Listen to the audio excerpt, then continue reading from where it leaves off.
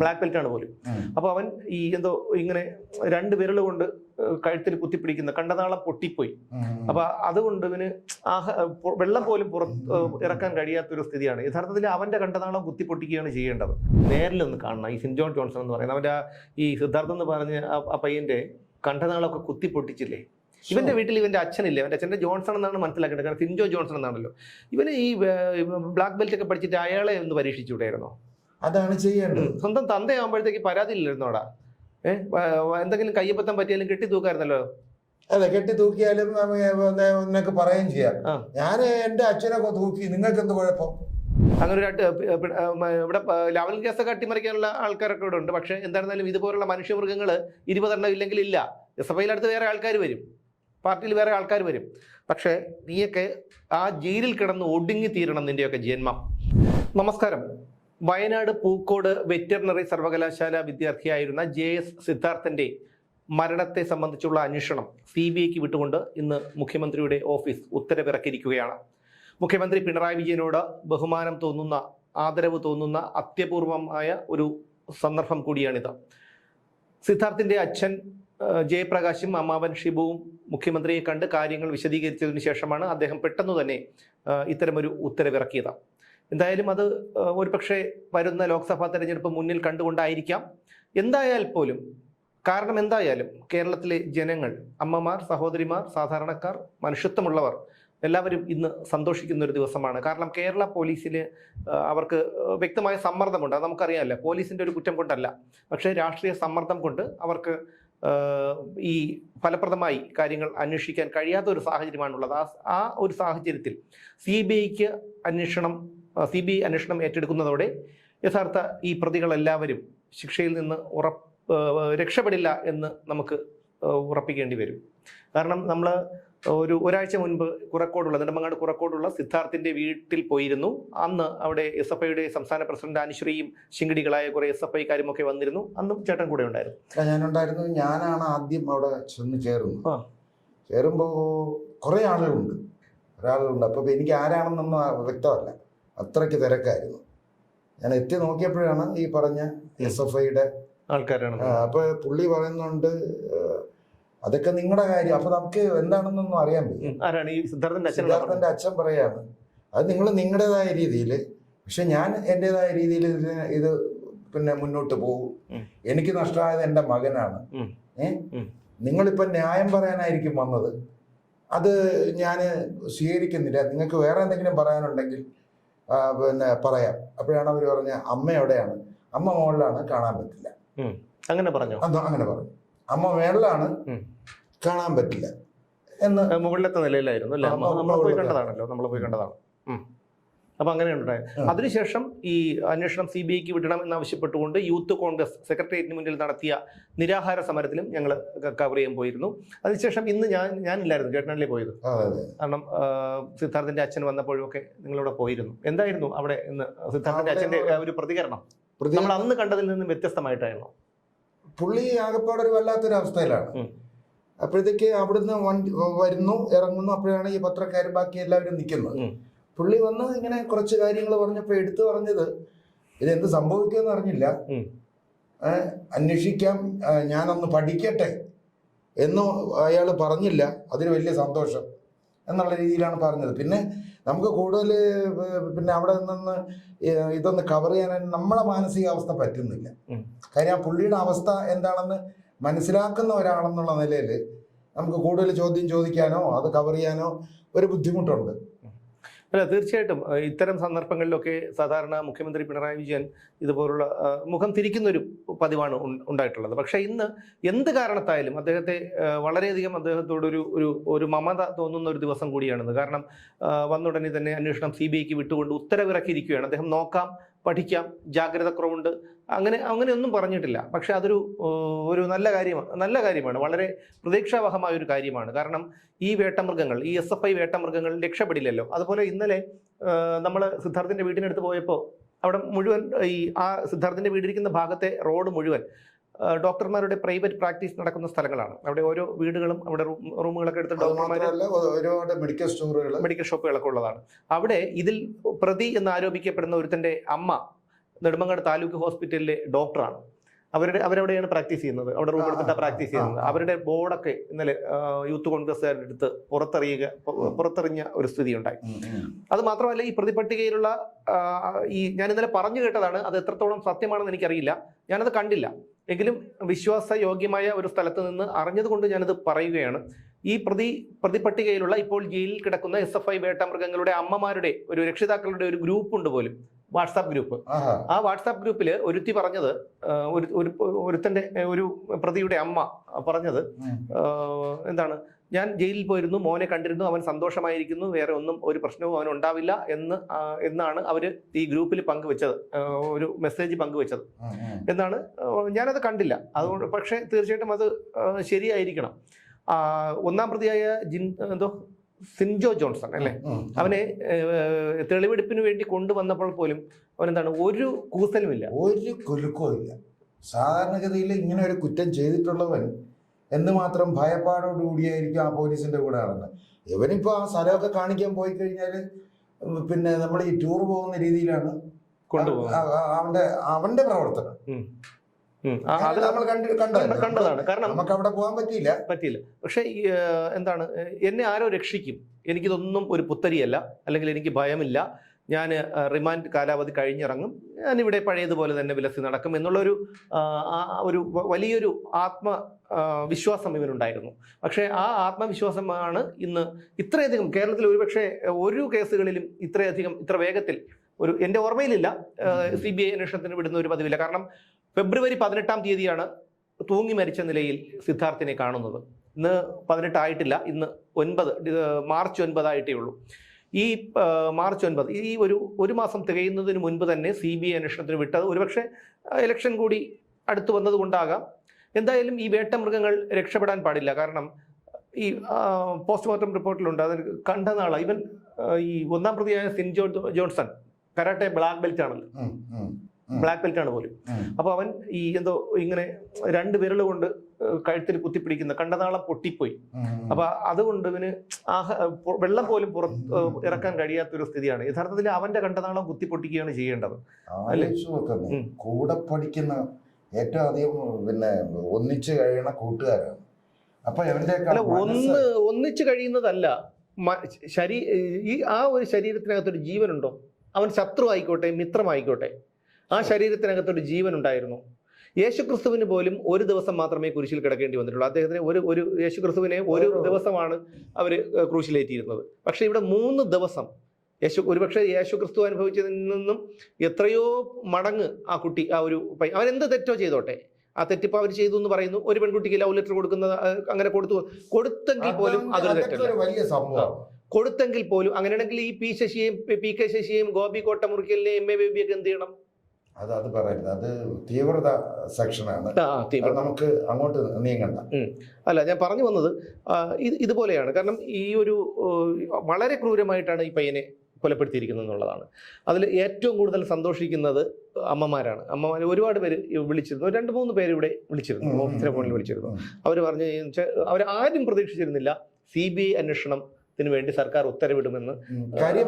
അങ്ങനെ സംഭവിച്ചില്ല. 18 പ്രതികളെയാണ് ഇതുവരെ പിടികൂടിയിരുന്നത്. പക്ഷേ ഇന്ന് CBI അന്വേഷണത്തിന് വിട്ടതിന് ശേഷം പോലീസ് 2 പ്രതികളെ കൂടി കസ്റ്റഡിയിൽ എടുത്തിട്ടുണ്ട്. അപ്പം ആകെ 20 പ്രതികളായി.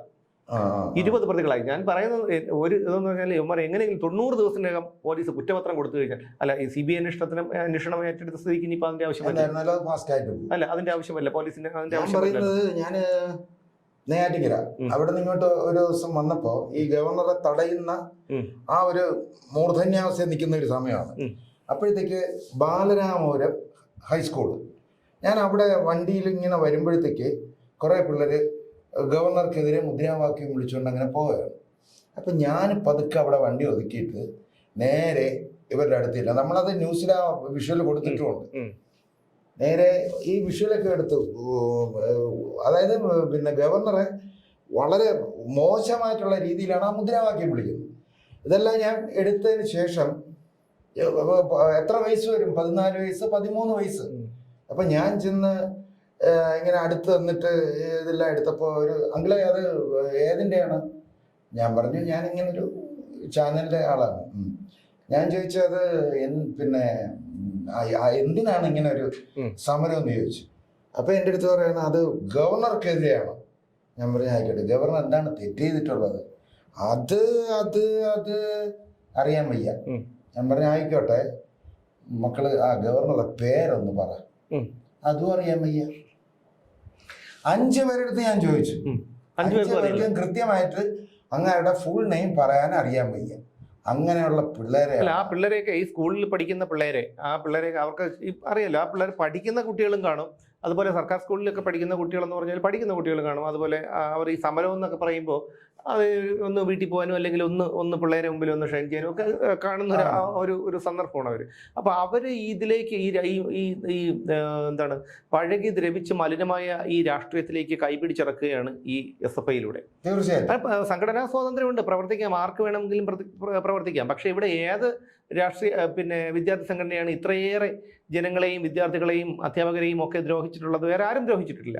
പക്ഷേ ഈ അതിനുശേഷം വരുന്നതാണ് കോളേജിലേക്ക്. കോളേജിൽ എന്തെല്ലാമാണ് കാണിക്കുന്നത്, എന്തെല്ലാം പറഞ്ഞു കഴിഞ്ഞാല് യഥാർത്ഥത്തില് നമ്മൾ എവിടെയൊക്കെ പോയപ്പോ എന്തെല്ലാം സീനുകൾ നമ്മൾ കാണുന്നു. ഷൂട്ടിന് പോകും. ഉദാഹരണം ഞാൻ മനസ്സിലാക്കിയെടുത്തോളം പെൺകുട്ടികളെ ആയിരുന്നാലും ആൺകുട്ടികളെ ആയിരുന്നാലും വീട്ടിൽ നിന്നൊരു ചടങ്ങെന്നുള്ള ലെവലില് അവർ പറഞ്ഞു വിടുകയാണ്. അല്ല, അത് ശരിയാണ്, അത് പലപ്പോഴും ശരിയാണെന്ന് തോന്നിയിട്ടുണ്ട്. കാരണം കല്യാണം കഴിക്കുക, കുട്ടികൾ ഉണ്ടാവുക, ആ കുട്ടികളെ നഴ്സറി ചേർക്കുക, അവിടെ നിന്ന് LPS UPS ഹൈസ്കൂള്, അടുത്ത് +2, അത് കഴിഞ്ഞിട്ട് അങ്ങനെ ആ ഒരു രീതിയിലേക്ക് കൊണ്ട് ഒരു ആചാരം പോലെ നടക്കുന്ന ഒരു സംഗതിയാണെന്നാണ് പലർക്കും, എല്ലാവർക്കും അല്ല പലർക്കും. കുട്ടികളെ നല്ല രീതിയിൽ അച്ചടക്കത്തോടു കൂടി വളർത്തുകയും അവർക്ക് നല്ലൊരു ഭാവി ഉണ്ടാക്കി കൊടുക്കണമെന്ന് ആഗ്രഹിച്ച് പ്രവർത്തിക്കുകയും ചെയ്യുന്ന അച്ഛനമ്മമാരുണ്ട്, ഇല്ല എന്നല്ല. എന്നാൽ ഇതൊന്നും ഇല്ലാതെ ഇതെല്ലാം ഞാൻ ഈ പറഞ്ഞ ഇതെല്ലാം ഒരു ചടങ്ങായി കൊണ്ട് നടക്കുന്ന അച്ഛനമ്മമാർ. അപ്പുറത്ത് ദിവാരൻ ചേട്ടന്റെ മോൻ പഠിക്കാൻ പോകുന്നു, അതിന്റെ കൂടെ എന്റെ മോനും പോട്ടെ എന്നുള്ള ലെവലിൽ മാത്രം ചിന്തിക്കുന്ന അനവധി മാതാപിതാക്കൾ. ഞങ്ങൾ പലപ്പോഴും പല സ്ഥലങ്ങളിൽ ഞങ്ങൾ ഷൂട്ടിന് പോകുമ്പോൾ കണ്ടിട്ടുള്ള ഒരു കാര്യം, ഈ പെൺകുട്ടികളും ആൺകുട്ടികളും, അത് 15 വയസ്സ് 16 വയസ്സ്, ആ ഒരു എല്ലാം 18 വയസ്സിന് താഴെ കാണുമ്പോൾ അറിയാം ആ കുട്ടികളൊക്കെ ഇതുപോലെ കാണാൻ പാടില്ലാത്ത സാഹചര്യത്തിൽ. അത് എന്താണ്, ഇപ്പോൾ നമ്മളൊരു പട്ടിയാണെങ്കിൽ പോലും, ഈ പട്ടിയാണെങ്കിൽ പോലും അതൊരു ഒരു നമ്മളെ ശാരീരിക ബന്ധത്തിൽ ഏർപ്പെട്ടുകൊണ്ടിരിക്കുകയാണെങ്കിൽ നമ്മൾ മനുഷ്യനെ കാണുമ്പോൾ അതൊന്ന് ഒരു അറപ്പുണ്ടാവും, അല്ലെങ്കിൽ ഇത് അങ്ങനെ പോലും ഇല്ലാത്ത, ഇത് മനുഷ്യരാണോ എന്ന് പോലും നമുക്ക് സംശയം തോന്നിപ്പോകും. ഈ കുട്ടികളൊക്കെ മനുഷ്യരാണോ എന്ന് പോലും നമുക്ക് സംശയം തോന്നിപ്പോകും. ആ തരത്തിൽ നമ്മളിവിടെ എല്ലാം പത്മനാഭസ്വാമി ക്ഷേത്രത്തിന്റെ പത്മതീർത്ഥക്കുളത്തിന്റെ ആ സൈഡില് ആ സൈഡിൽ കഴിഞ്ഞ് നമ്മള് വേറൊരു സംഭവം എടുക്കാനായിട്ട് വന്നപ്പോ പാളയം സാഫല്യത്തിന്റെ അവിടെ, അതായത് RSSന്റെ റൂട്ട് മാർച്ച് നടക്കുകയാണ്. ആ റൂട്ട് മാർച്ച് നടക്കുമ്പോൾ അവിടെ അത്രയും പോലീസുകാരുണ്ട്, ഞങ്ങൾ മാധ്യമ പ്രവർത്തകരും അത് കാണാൻ വന്ന ആൾക്കാരൊക്കെ ഉണ്ട്. പക്ഷേ ഇതെല്ലാം മറന്നുകൊണ്ട്, ഇതൊന്നും ഇവരെ ഞങ്ങളെ സംബന്ധിക്കുന്ന വിഷയമല്ല എന്ന് പറഞ്ഞൊരു ബൈക്കിൽ ഇരുന്നുകൊണ്ട് പരസ്യമായിട്ട് അവിടെയാണ് ഇപ്പോ ഹാപ്പിനെസ് സ്ട്രീറ്റ് ഉണ്ടാക്കാൻ പോകുന്നത്. എത്രയോ കോടി മുടക്കി നൈറ്റ് ലൈഫിന് വേണ്ടി ഹാപ്പിനെസ് സ്ട്രീറ്റ് ഉണ്ടാക്കാൻ സൗകര്യമായി. അല്ലെങ്കിൽ തന്നെ ഇവിടെ ഒരു അങ്ങനെ ഇത്രയും തിരക്ക് പിടിച്ച ഈ റോഡിൽ ഇങ്ങനെ ചെയ്യാൻ പറ്റുമെന്നുണ്ടെങ്കിൽ ഈ രാത്രി ലൈറ്റിൽ പിന്നെ വേറെ ഒന്നുമില്ല. അതാണ് പറഞ്ഞത്. ഇപ്പൊ ഈ ഇത്രയും പരസ്യമായി നടക്കുന്ന ഈ പൊതുനിരത്തുകളിലും ഇതുപോലെ പൊതുസ്ഥലങ്ങളിലും ഒക്കെ അവർക്ക് ഇതുപോലെ കാണിക്കാമെങ്കിൽ അവർക്കൊരു അടച്ചിട്ട മുറി കിട്ടിക്കഴിഞ്ഞാൽ അവരെന്തെല്ലാം കാണിക്കില്ല. ഞാൻ പറഞ്ഞുതരാം, അതിന്റെ ആവശ്യം അവർക്കില്ല, ഇന്നത്തെ തലമുറയ്ക്ക് ഇല്ലെന്ന് വേണം കരുതാൻ. ഞാൻ ഉള്ളത് പറയാം. ഷൂട്ട് ചെയ്യുന്നത് കരമന ആറ്റിന്റെ അപ്പുറത്താണ്. അവിടെ ഒരു ദിവസം ഞാൻ ഷൂട്ട് തീർന്നപ്പോഴത്തേക്ക് എനിക്ക് 6:15 സമയമായി. അപ്പൊ എൻ്റെ ആർട്ടിസ്റ്റ് പോയി, സുനിൽ പോയി. അപ്പോഴത്തേക്ക് ഞാൻ മാത്രമേ ഉള്ളൂ. ഞാൻ ഇരിക്കുമ്പോഴത്തേക്ക് ഒരു പയ്യനും ഒരു കൊച്ചു, അതായത് ഒരു പ്രീ ഡിഗ്രി ലെവല്, ആ കൊച്ചിന് ഒരു 10ാം ക്ലാസ്, ആ ഒരു പ്രായമേ ഉള്ളൂ. അപ്പം ഇവരെല്ലാം പോയിട്ട് ഇവർ രണ്ടുപേരും അങ്ങനെ ഇരിക്കുകയാണ്. അപ്പോൾ 6:30 മണിയായപ്പോൾ ലൈറ്റ് ഇല്ല, അവിടെ ഒരു ചെറിയ ലൈറ്റ് മാത്രമേ ഉള്ളൂ. അപ്പം ഞാൻ വിചാരിച്ചു ഇവർ ഇങ്ങനെ ഇരിക്കേണ്ട കാര്യമില്ലല്ലോ. എനിക്ക് പെട്ടെന്നൊരു സംശയം വന്നു. ഇവർ രണ്ടുപേരേ ഉള്ളൂ. ഒരു 4-5 പേര് വന്ന് ഈ പയ്യനെ എടുത്ത് ആറ്റിനകത്ത് ഇട്ടിട്ട് ഈ കൊച്ചിനെയും കൊണ്ട് പോയാൽ എന്ത് ചെയ്യും? പിറ്റേ ദിവസം അങ്ങനെ ഒരു സംഭവം വന്നു കഴിഞ്ഞാൽ അതിൻ്റെ ഒരു മാനസികമായിട്ട് നമുക്കൊരു കുറ്റബോധം ഉണ്ടാവും. ഞാൻ ഉടൻ തന്നെ നെയ്യാറ്റിങ്കര പോലീസ് സ്റ്റേഷനിൽ വിളിക്കുന്നു. ഉടൻ തന്നെ പോലീസ് വരുന്നു. എവരുടെ അടുത്ത് ചോദിക്കണ്ടേ, ഇവിടെ നിന്നാണ് വരുന്നത്. പയ്യന്റെ വീട് ഇവിടെ കഴക്കൂട്ടം ഭാഗത്ത് എവിടെയാണ്, നീ എന്തിനിവിടെ വന്നു? അത് ഞങ്ങൾ ഒന്നിച്ച് ട്യൂഷന് പഠിക്കുകയാണ്. കൊച്ചിൻ്റെ അടുത്ത് ചോദിച്ചു എവിടെയാണ് വീട്? അത് അപ്പുറത്ത് പാപ്പനംകോട് മറ്റേ കോളേജിന്റെ അവിടെ എവിടെയാണ്. അച്ഛനെ വിളിക്കാൻ പറഞ്ഞു. അച്ഛനെ വിളിക്കാൻ പറഞ്ഞപ്പോൾ എന്താണ്, അച്ഛൻ ഇവിടെ എല്ലാം ഗൾഫിലാണ്. ശരി, പിന്നെ ആരുണ്ട്? അത് അമ്മ. അമ്മയുടെ നമ്പർ തരാൻ പറഞ്ഞു. അപ്പൊ അമ്മയ്ക്ക് അങ്ങനെ ഫോണില്ല. ശരി, ആയിക്കോട്ടെ, വേറെ ആരുണ്ട്? അമ്മാവന്റെ ഫോൺ. അമ്മാവനെ വിളിച്ചു, അമ്മാവനെ പോലീസ് വിളിച്ചു വരുത്തിയിട്ട് ഇവരെ പറഞ്ഞു വിടേണ്ട ഒരു അവസ്ഥ. പോലീസ് അല്ല, അവരെ കുറ്റം പറഞ്ഞിട്ട് ഒരു കാര്യവുമില്ല. കാരണം പിന്നെ അവരെന്തെങ്കിലും ചോദ്യം ചെയ്താൽ, കാരണം ഇത് നാളെ ബോഡിയായിട്ട് പൊങ്ങിക്കഴിഞ്ഞാൽ ഇവരാണ് അതിന്റെ പുറകിൽ പോകാനുള്ളത്. മനസ്സിലായോ? ഇന്നത്തെ കാലമാണ്. ഇവിടെ 9 വയസ്സായപ്പോ കണ്ടില്ലേ പുതുച്ചേരിയിൽ കഴിഞ്ഞ ആഴ്ച 9 വയസ്സായ ഒരു പെൺകുട്ടിയെ പോലും, അതും എങ്ങനെയാണ്, പ്രായപൂർത്തിയാവാത്ത 2 പേരും 18 വയസ്സുള്ള 2 പയ്യന്മാരും ചേർന്ന് ബലാത്സംഗം ചെയ്ത് കൊലപ്പെടുത്തി കനാലിൽ തള്ളിയിരുന്നു. ഓടയിൽ അഴുക്ക് ചാലിൽ തള്ളിയിരുന്നു. അങ്ങനെയുള്ള ഒരു കാലഘട്ടമാണ് നമുക്കിപ്പോൾ. ഇതെല്ലാം ഈ പിള്ളേർക്ക് മനസ്സിലാകുകയും ചെയ്യും. എന്നിട്ടാണ് അവർ വന്നിട്ട് ഇത് ചെയ്യുന്നത്. അപ്പോൾ പോലീസുകാർക്ക് എന്താണ്, ഇതിനെ വിലക്കാൻ പറ്റില്ല. വിലക്കിയാൽ സദാചാര പോലീസായി. അതുകൊണ്ട് അവർ കണ്ടില്ല നടിക്കും. എൻ്റെ ഒരു സുഹൃത്തായ ഒരു പോലീസ് ഉദ്യോഗസ്ഥൻ സിറ്റിയിലുള്ള ഒരു പോലീസ് സ്റ്റേഷനിൽ ജോലി ചെയ്യുന്നത്, അദ്ദേഹം പ്രസംശിച്ചത് ഇതേപോലെയാണ്. രാത്രി ഞങ്ങൾ നൈറ്റ് പെട്രോളിങ്ങിന് 12 മണിക്കും 1 മണിക്കും ഒക്കെ ഇന്ന സ്ഥലങ്ങളിൽ, ഈ മെഡിക്കൽ കോളേജ് ഭാഗങ്ങളിൽ പല സ്ഥലങ്ങളിലും ഞങ്ങൾ വണ്ടി ഇടുന്ന സമയത്ത് ഈ വന്നിട്ട് ഞങ്ങളെ വെല്ലുവിളിക്കും പോലെയാണ് നിന്നിട്ട് കെട്ടിപ്പിടിക്കുന്നതും അതുപോലെ അസഭ്യമായിട്ടുള്ള പല ചേഷ്ടകൾ കാണിക്കുന്നതും. അപ്പോൾ ഞങ്ങളിത് കണ്ടിരിക്കാൻ മടിച്ച് ഞങ്ങൾ വണ്ടി എടുത്തിട്ട് മാറ്റിയിടും. അവിടെ നിന്ന് വണ്ടി എടുത്ത് മാറ്റിയിടും. ഇത് ഒരു പോലീസ് ഉദ്യോഗസ്ഥൻ തന്നെ പറഞ്ഞൊരു കാര്യമാണ്. നമ്മൾ തന്നെ എത്ര പ്രാവശ്യം മാറിപ്പോയി. ഇല്ല, ശരി, എത്ര ഒരുപാട് സഹികെട്ട് നമ്മളൊരു ന്യൂസ് ചെയ്തു. അപ്പോ യഥാർത്ഥ ഈ കൊച്ചിന്റെ അച്ഛനോ ആരോ സുമേഷിനെ വിളിക്കുകയും അല്ല, അതാണ്. അതായത് നമ്മൾ സെൻട്രൽ സ്റ്റേഡിയത്തിൽ എന്തോ ഒരു പരിപാടി കവർ ചെയ്യാൻ പോയ സമയത്താണ് 2 പെൺകുട്ടികൾ, അല്ല 2 പയ്യന്മാർ വരുന്നു. ആ പയ്യന് എത്ര ഒരു 20 വയസ്സോ അതിൻ്റെ അത്രയൊക്കെ വരുള്ളൂ. ഈ 3 പേർക്കും ഒരു പെൺകുട്ടി വരുന്നു. അവൾ എന്നിട്ട് വന്നിട്ട് നേരെ ഇങ്ങനെ വന്ന് ചെറുക്കൻ സിഗരറ്റ് വലിക്കുകയാണ്. നേരെ വന്നിട്ട് അവൻ്റെ കയ്യിൽ നിന്ന് സിഗരറ്റ് വാങ്ങിച്ചിട്ട് അവൾ വലിക്കുന്നു. അത് വന്നുടനെ എന്താണ്, നമ്മൾ ഈ വിദേശ രാജ്യങ്ങളിലൊക്കെ കാണും പോലെ ഈ മിയാമി ബീച്ചൊക്കെ ഇത് കാണിക്കുന്നു, നമ്മൾ യൂട്യൂബിൽ കാണിക്കുന്നത്. അപ്പൊ അതിൽ വന്ന് കെട്ടിപ്പിടിച്ചൊരു ഉമ്മ കൊടുക്കുകയാണ്. ചുണ്ടിൽ തന്നെ ഉമ്മ കൊടുത്തിട്ടാണ് ഇത് വാങ്ങിച്ചിട്ട് വെച്ചിട്ട് കൂളായിട്ട് വലിക്കുകയാണ്. പോലീസുകാർ നിൽക്കുന്നു സെൻട്രൽ സ്റ്റേഡിയത്തിന്റെ അവിടെയാണെന്ന് ഓർക്കണം. മുഖ്യമന്ത്രി പങ്കെടുക്കുന്ന ഒരു പരിപാടിയും കൂടെയാണ്. അപ്പൊ ഇത്രയും ആൾക്കാരും പോലീസുകാർ എല്ലാവരും നിൽക്കുന്നു. ഇവർക്ക് അതൊന്നും ഒരു വിഷയമല്ല. ഞങ്ങളത് ഷൂട്ട് ചെയ്തു. അത് ഷൂട്ട് ചെയ്ത് എന്തിനാണെന്ന് ചോദിച്ചാൽ, ഒന്നാമത്തെ കാര്യം പൊതുനിരത്തിൽ പുകവലിക്കാൻ പാടില്ല എന്നൊരു നിയമം നമുക്കുണ്ട്. രണ്ടാമത്തെ കാര്യം, ഇത്തരം കാര്യങ്ങൾ നമ്മുടെ കുട്ടികളെ നമുക്ക് ഈ കൾച്ചറിൽ വളർത്താൻ താല്പര്യമില്ല. കാരണം നമ്മുടെയും കൂടി നാടാണല്ലോ ഇത്. ഇവരുടെ പുരോഗമനവാദികളുടെ മാത്രം നാടല്ലല്ലോ ഇത്, നമ്മുടെയും കൂടി നാടാണിത്. ഇവിടെ പ്രണയം, കാമം, ഇതുപോലുള്ള കാര്യങ്ങളൊക്കെ സെക്സ് എല്ലാ കാലത്തും ഉള്ളതാണ്. പക്ഷെ അതിനൊക്കെ ഒരു മറയും ഒക്കെ വേണം. പക്ഷെ ഇതങ്ങനെയല്ല. ഞങ്ങൾ ഇത് ഷൂട്ട് ചെയ്തതിന് ശേഷം ഞങ്ങളത് അവരുടെ മുഖം മറച്ചുകൊണ്ട്, ഈ പെൺകുട്ടിയുടെ മുഖം മറച്ചുകൊണ്ട് ഞങ്ങളത് പിന്നെ അപ്ലോഡ് ചെയ്തു. അത് കഴിഞ്ഞ് 2 ദിവസം കഴിഞ്ഞപ്പോഴത്തേക്കാണ് ഒരാൾ വിളിക്കുന്നു, പിന്നെ മാറ്റണം, അവൻ ആകെ മാനസിക സമ്മർദ്ദത്തിലാണ്. ഞാൻ പറഞ്ഞു ആയിക്കോട്ടെ, മാനസിക സമ്മർദ്ദത്തിലാണെങ്കിൽ എന്ത് വേണം? കാരണം നിങ്ങൾ കാണിച്ചത് ശരിയാണോ? അത് ശരിയല്ല. അപ്പോൾ അവർക്കിത് കാണിക്കാമെങ്കിൽ നമുക്ക് ചോദ്യം ചെയ്യാനുള്ള അവകാശം നമുക്കുമുണ്ട്.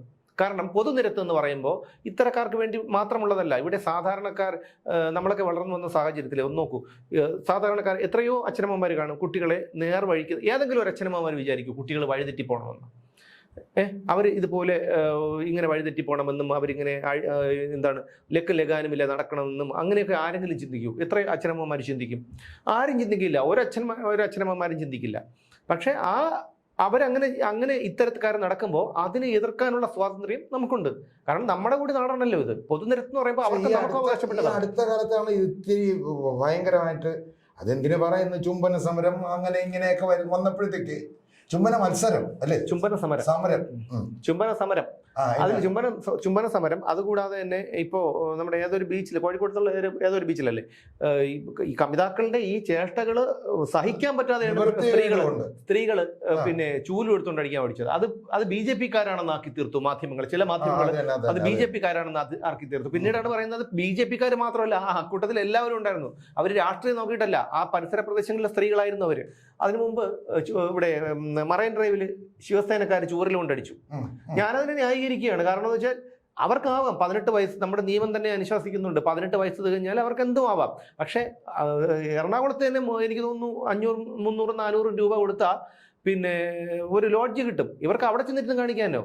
അതില്ലാതെ കാണിക്കാൻ പോണ്ടെന്നേ. ആ 300 രൂപയ്ക്കും 400 രൂപയ്ക്കും 500 രൂപയ്ക്കും വഴിയില്ലാത്തവൻ ഈ പണിക്ക് പോകരുത്. ഞാൻ ഷൂട്ട് ചെയ്യുന്ന സ്ഥലത്ത് ഒരു ഫ്രെയിം വയ്ക്കാൻ പറ്റാത്തൊരവസ്ഥ. കാര്യം ബാക്ക്ഗ്രൗണ്ടിൽ ഇവര് വന്നു പോയി കഴിഞ്ഞാല് നമ്മളിത് അപ്ലോഡ് ചെയ്ത് കഴിഞ്ഞാല് അതെ. ഇവര് വിചാരിച്ചാൽ മതി ഞങ്ങളുടെ മുഖം ഈ ഫ്രെയിമിൽ വന്ന് ഞങ്ങളെടുത്ത് ചോദിക്കാതെ തന്നെ എടുത്തത്. അപ്പൊ എവിടെ വെച്ച് പിടിച്ചാലും ഈ കെട്ടിപ്പിടുത്തവും വയ്പും മാത്രമേ ഉള്ളൂ. അതുകൊണ്ട് ഞങ്ങളിപ്പോ ലൊക്കേഷനെ മാറ്റിയിരിക്കുകയാണ്. അതാണ് ആ ഒരു രീതിയിലാണ് നമ്മുടെ നാടിന്റെ പോക്ക്. എന്തായാലും നമ്മൾ തുടങ്ങി വെച്ചത് സിദ്ധാർത്ഥിന്റെ കാര്യത്തിലാണ്. വളരെ ഏറെ സന്തോഷം എന്ന് പറഞ്ഞാൽ ഒരു ഭാഗത്ത് സങ്കടം തന്നെയാണ്. ആ സങ്കടം ഒന്നും ഒരിക്കലും മാറില്ല. കാരണം ഒരു മനുഷ്യൻ ഒരു അപകടത്തിൽ മരണപ്പെട്ടാൽ പോലും നമുക്ക് പരിചയമില്ലാത്ത എത്രയോ അപകട മരണങ്ങൾ നമ്മൾ വാർത്തകളിൽ കൂടിയൊക്കെ കാണുന്നു. അത് വലിയൊരു ഇതൊന്നുമില്ല. പക്ഷേ നമ്മൾ ഒരിക്കലും കാണാത്ത, നമ്മൾ അറിയാത്ത ഒരു കുട്ടിയെ, ഒരു പയ്യൻ, അവൻ എവിടെ എത്തേണ്ട ഒരു പയ്യനായിരുന്നു. 20-22 വയസ്സായ പയ്യൻ, അവൻ എവിടെ എത്തേണ്ട ഒരു പയ്യനായിരുന്നു. അപ്പൊ ഈ നശിച്ച ജന്മങ്ങൾ കാരണം ഇതുപോലെ നശിച്ചില്ലേ? ഞാൻ ആലോചിക്കുന്നത് അവന്റെ അനിയന്റെ ഒരു അവസ്ഥ എന്തായിരിക്കും അല്ലേ? ആ പയ്യന്റെ അല്ലേ? അതിന് എനിക്കും 2 ആൺകുട്ടികളാണ്. അവര് തമ്മിലുള്ള ആ ഒരു പരസ്പരം ആ സ്നേഹവും കാര്യങ്ങളും വർത്താനം പറച്ചിലും. അല്ല, ഇത് എപ്പോഴും എനിക്കത് സങ്കടം വരുന്ന ഒരു കാര്യം എന്ന് പറഞ്ഞാല്, അവൻ ഇങ്ങനെ ഈ ഒരു ഇൻഷർട്ട് ചെയ്തിട്ട് ബാഗ് തൂക്കിയിട്ട് ഇങ്ങനെ തിരിഞ്ഞ് നിൽക്കുന്ന ഒരു പടമുണ്ട്. ആ മുഖത്ത് അറിയാൻ പറ്റും എത്രത്തോളം നമുക്ക് യഥാർത്ഥത്തിൽ അവന്റെ ഫോട്ടോ കാണരുത് എന്നാണ് എന്റെ അത് നമ്മളെ സംബന്ധിച്ചിടത്തോളം അതൊരു വലിയ വിഷയമാണെങ്കിൽ പോലും നമുക്കതില്ല. പക്ഷെ ഇനി ഇതൊക്കെ ഈ ആളും ആരവവും ഒക്കെ ഒഴിഞ്ഞു കഴിയുമ്പോൾ ഈ വീഡിയോ പിന്നെ സോഷ്യൽ മീഡിയകളിൽ, അതുപോലെ TV-യിൽ, പത്രങ്ങളിലും ഒക്കെ ഈ വാർത്തകൾ വന്നിട്ടുണ്ട്. ദിവസങ്ങളായി 18-ാം തീയതി മുതൽ 20-ാം തീയതി മുതൽ തുടർച്ചയായി വന്നുകൊണ്ടിരിക്കുകയാണ്. ഇതൊക്കെ ഈ അമ്മ കാണുമ്പോൾ, പിന്നെ അമ്മയും അച്ഛനും അവർക്കൊക്കെ ഇത് അവർ കാണുമ്പോൾ അവരുടെ മാനസികാവസ്ഥ ഒന്ന് ആലോചിച്ച് നോക്കും. നമ്മൾ രണ്ടും കൂടെയാണല്ലോ അമ്മയുടെ മുറിയിലോട്ട് കയറിപ്പോയത്. അതെ. അപ്പൊ ആ അവസ്ഥയിൽ നമുക്ക് എന്തെങ്കിലും ചോദിക്കാൻ പറ്റുമോ? അവിടെ ഒന്നും ചോദിക്കാൻ നിവർത്തിയില്ല.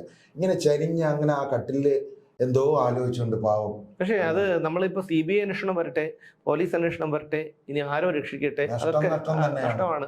പിന്നെ ദൈവം എന്ന് പറയുന്നൊരു സംഗതിയുണ്ട്, ഒരു പ്രപഞ്ച ശക്തിയുണ്ട്. ആ പ്രപഞ്ച ശക്തിയുടെ പിടിയിൽ നിന്ന് ഈ നരാധമന്മാർക്ക് ഒരിക്കലും രക്ഷപ്പെടാൻ കഴിയില്ല എന്നുള്ള കാര്യം 100% ഉറപ്പാണ്. ഇന്നല്ലെങ്കിൽ നാളെ ഇവനൊക്കെ ഇതുമല്ല അനുഭവിക്കുന്നത്. കാരണം ഇന്ന് പുള്ളി പറഞ്ഞ ഇത്രയും ആ ഒരു ഇതിൽ നിന്നിട്ടും പുള്ളി പറഞ്ഞ ഞങ്ങളുടെ അടുത്തൊക്കെ പറഞ്ഞ ഒരു കാര്യം എന്തെന്നറിയാമോ?